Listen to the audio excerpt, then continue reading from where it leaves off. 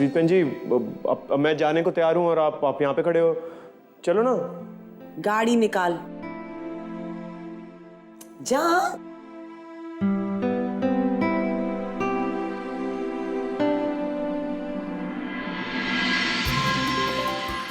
अब समझ में आया टीना इतनी खुश क्यों लग रही थी विक्की के कमरे से जो निकली थी। तो मुझे क्या कहा, मुझे पता ही नहीं विक्की कहाँ है। खैर कोई गल नहीं, अब तो टीना तेरा जवाब हाँ हो या ना, तू बनेगी मान खानदान की ही बहू। इतने सोने लगन के दोनों। हाय बस थोड़ा जल्दी पता चल गया होता ना तो रणवीर और विक्की दोनों का ब्याह एक ही मंडप में करा देती। खैर कोई गल नहीं, देर आए दुरुस्त है। अरे ये क्या प्रीत बहन जी, मतलब आप पहले मेरे को बुला देते हो फिर यहीं पे खड़े हो जाते हो, अब चलना नहीं है? चलो।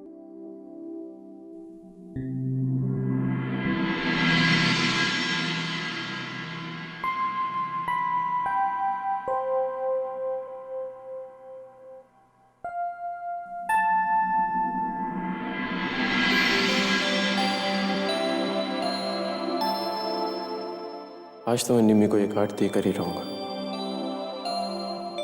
विक्की अब कहाँ गायब हो गया तू? आया प्रीत बहन जी? आ गया प्रीत बहन जी। हाँ, बट गए ना कार्ड ऐसे। क्यों, क्या रह गया था तेरा ऊपर? वो रुमाल रह गया था प्रीत बहन जी, ले आया। चले?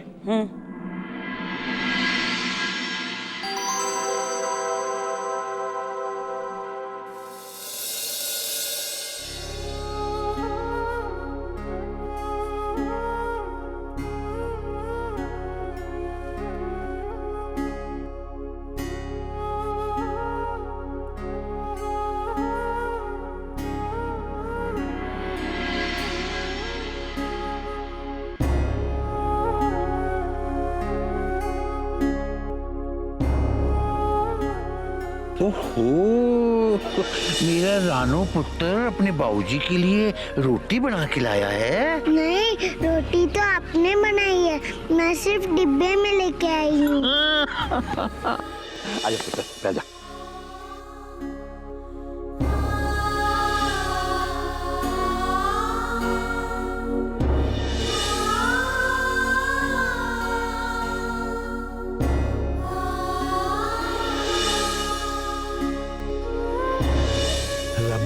जरूर तेरी किस्मत में सच्चा प्यार कहीं ना कहीं लिखा है। मेरा मन कहता है पुत्र कि ससुराल में तुझे इतना प्यार मिलेगा कि तुझे बाबूजी की याद भी नहीं आएगी।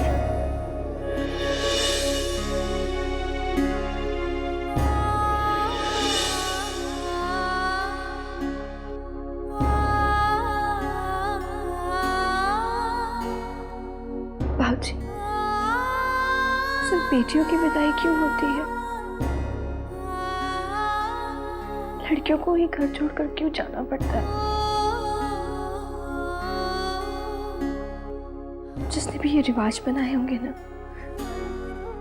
उसके घर पे कोई बेटी नहीं होगी, इसलिए तो उसे एक बेटी के दर्द का एहसास है और ना ही एक बाप के दर्द का।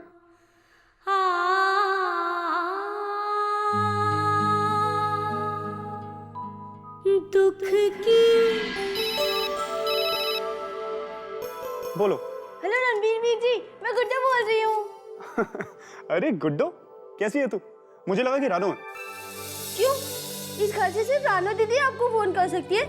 नहीं बाबा, ऐसा थोड़ी। मेरी गुड्डो जब चाहे जिस वक्त चाहे अपने रणबीर वीर जी से बात कर सकती है। अब मुझे ये बता कि तूने अपने रणबीर वीर जी को याद कैसे किया? मुझे ना पापा जी से सुखी की नौकरी के लिए बात करनी थी। मैं चाहती हूँ कि सुखी भी पापा जी के साथ काम पे जाए।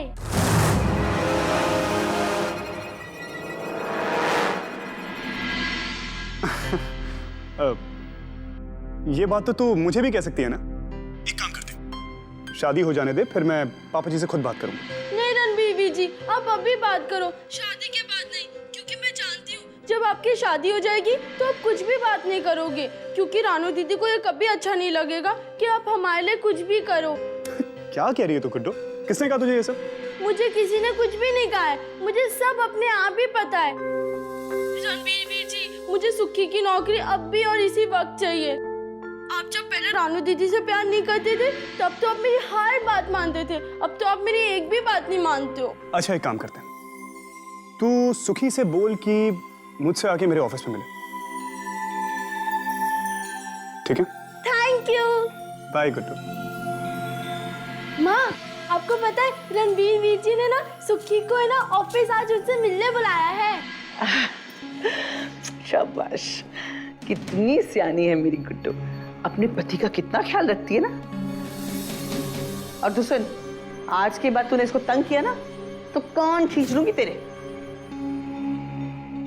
चल गुड्डू, मैं तुझे हलवा बना के खिलाती हूँ। और तू जाकर मुंह हाथ धो ले, बंदा बन, तैयार हो जा, वीर जी से मिलने जाना है तुझे।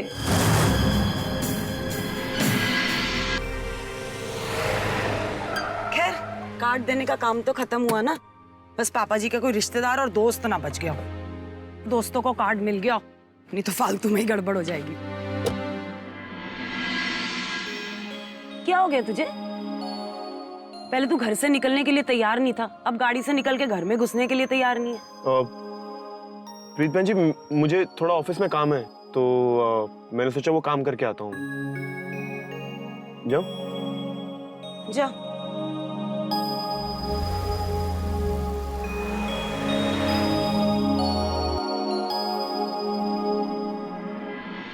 कहाँ जा रहे हो?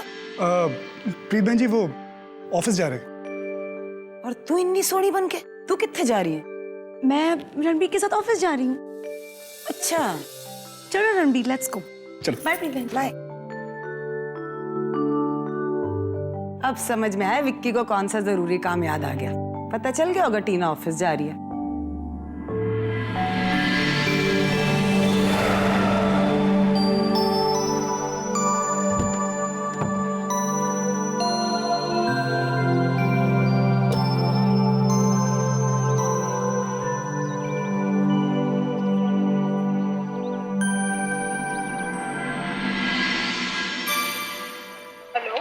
घर का सारा काम आज ही खत्म करना है क्या?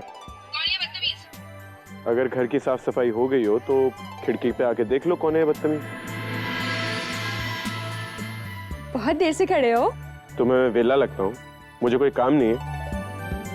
अब जल्दी से बाहर आ जाओ, मेरे पास फालतू वक्त नहीं है। अच्छा, इस तरह से कोई बातें करता है? पहले थोड़ा तमीज से अच्छी तरह से रिक्वेस्ट करके बोलो, फिर सोचूंगी। देखो, मैं बता रहा हूँ, मुझे गुस्सा मत दिलाओ। जल्दी से बाहर आ जाओ, मेरे पास वक्त नहीं है, नहीं तो चले जाऊंगा मैं यहाँ से।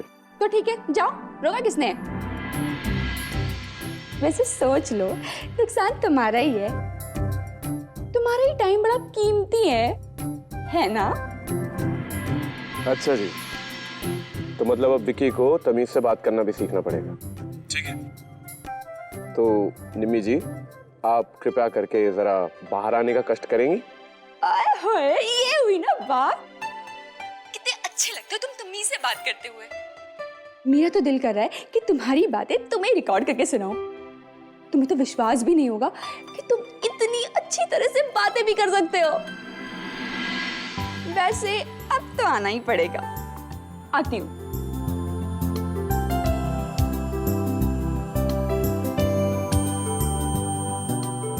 मम्मी, मैं बाहर जा रही हूँ, थोड़ी देर में आ जाऊंगी। बोलो, मुझे यहाँ क्यों बुलाया? ऐसे ही। ऐसे? ऐसे कैसे? एक मिनट।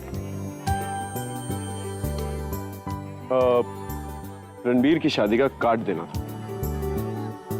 मान खानदान की तरफ से खास न्योता है, खास लोगों के। वाह जी वाह, खास सहेली में रानू की, और मुझे न्योता दिया जा रहा है लड़के वालों की तरफ से। चलो कोई बात नहीं, न्योता लड़के वालों की तरफ से मिले या लड़की वालों की तरफ से, कोई बात नहीं। वैसे न्योते का बहुत बहुत शुक्रिया।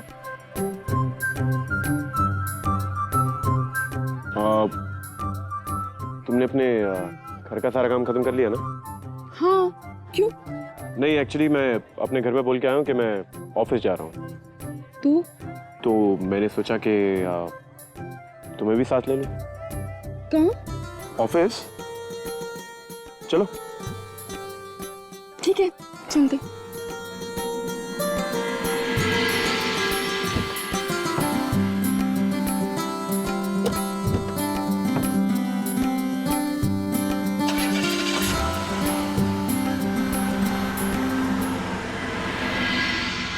अरे गुड्डू, क्या कर रही है? हलवा? क्या बात है। आपको पता है माँ ने ना ये हलवा सिर्फ मेरे लिए बनाया है। अच्छा जी, सिर्फ आपके लिए? ये तो बड़ी अच्छी बात है। वो ना मैंने रणबीर वीर जी से सुक्की की नौकरी के लिए बात की, इसलिए।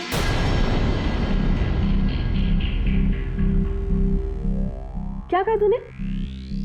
तूने अपने रणबीर वीर जी से सुखी के लिए नौकरी की बात की? क्यों?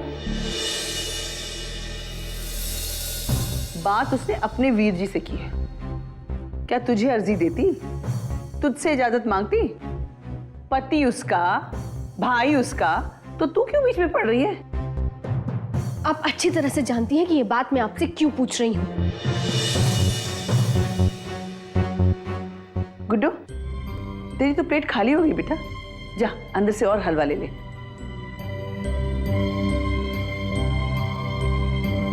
तू कौन सी जज है जो सुखी को सजा देती फिर रही है? सुखी ने एक हार के चुरा लिया, उसके पीछे हाथ धोकर पड़ गई। तू कौन सी दूध में धुली है? पूरी रात गुजार कर आई है रणबीर के साथ घर से बाहर, और घर आते ही कह दिया सॉरी बाबूजी। 4 दिन की मेहमान है तू यहाँ, हमें चैन से जी लेने दे। कान खोलकर सुन ले, मेरे और सुखी के किसी काम में तूने टांग अड़ाने की कोशिश की ना, तो ये 4 दिन भी तुझे बहुत भारी पड़ जाएंगे, समझी?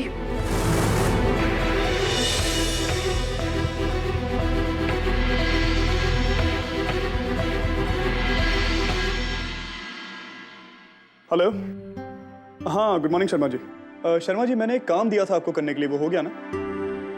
जी, एक छोटी सी रिक्वेस्ट थी। उस जमीन के कागजात, मेरा मतलब उनका काम आप अपनी देखरेख में कराएं प्लीज। Thank you. अरे बाबूजी, आप? बस पुत्र बस बस। हेलो बेटा। जानते हैं बाबूजी, अभी मैं फोन पे आपके बारे में बात कर रहा था। अच्छा, मेरा मतलब है कि फोन पे बात करते हुए आपके बारे में सोच रहा था। कहिए ना बाबूजी, अचानक ऑफिस कैसे आना हुआ? कोई काम था तो मुझे कह देते, मैं चला आता। वो पुत्र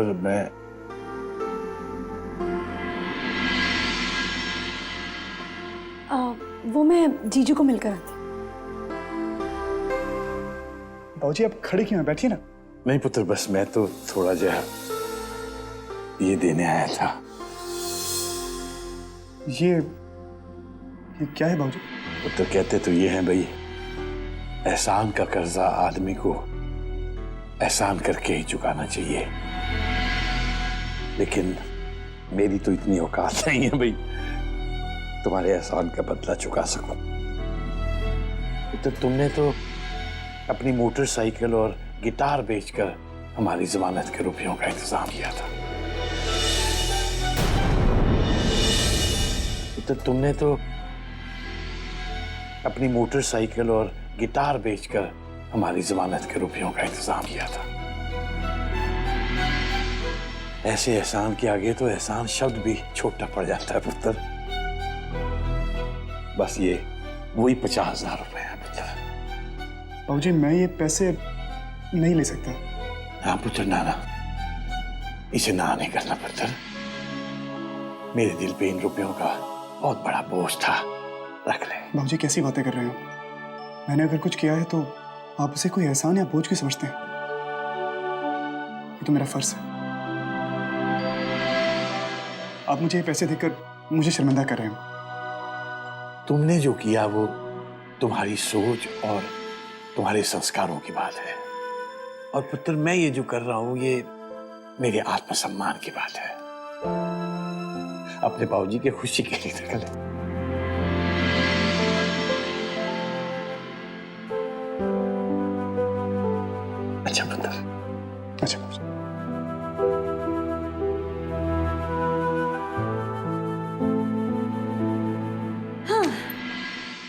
खत्म हो गया तो चले। नहीं टीना, अभी काम खत्म नहीं हुआ है। सुखी आने वाला है और मैं उसका इंतजार कर रहा हूँ। एक बार उससे मिलने फिर चलेंगे। ठीक है, तो तब तक मैं फ्रेश होकर आती हूँ। फ्रेश होने जा रही हो या मेकअप करने जा रही हो फिर से? Very funny.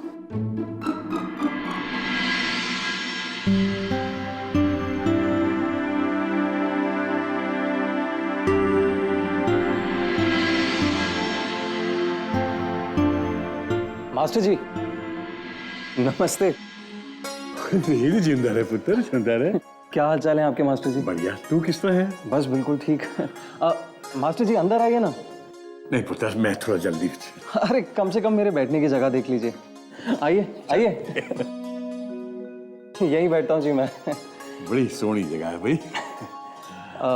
मास्टर जी यहाँ कैसे आना हुआ? वो कुछ नहीं पुत्र, जरा वो रणबीर से थोड़ा काम था, बस अब काम हो गया, वापस जा रहा हूँ। तेरे को पता है ब्याह वाला घर है, बहुत सारे काम होते हैं। मास्टर जी अगर कोई काम होगा मेरे लायक तो प्लीज बताइएगा। जरूर पुत्र। क्या है ना, यहाँ किसी को जानता नहीं हूँ, ऑफिस में शाम को फ्री होने के बाद भी यहीं बैठा रहता हूँ। अगर कुछ भी काम हो तो जरूर जरूर बताइएगा, मुझे बहुत खुशी होगी। जरूर पुत्र, जरूर। जी। एक ये है जो पराया होकर भी कितना अपनापन दिखा रहा है, और एक सुखी है जो अपना होते हुए भी। देख सुखी, ज्यादा जी जी करके बात करने की जरूरत नहीं है। तू मान खानदान का इकलौता दामाद है, जी तो वो लगाएंगे तेरे नाम के आगे। सुन, तू सर ऊंचा करके बात कर देना बस। चंगा भाई। मास्टर जी रुकिए, चाय तो पी के जाइए। नहीं पुत्र, फिर कभी मैं फिर आऊंगा, ठीक है? ठीक है। शाबाश। अच्छा मास्टर जी। जिंदा रहे पुत्र। वाह सुखी, कितना शानदार ऑफिस है। मुझे तो तू अभी से सब पर रोब जमाते दिखाई दे। चल चल।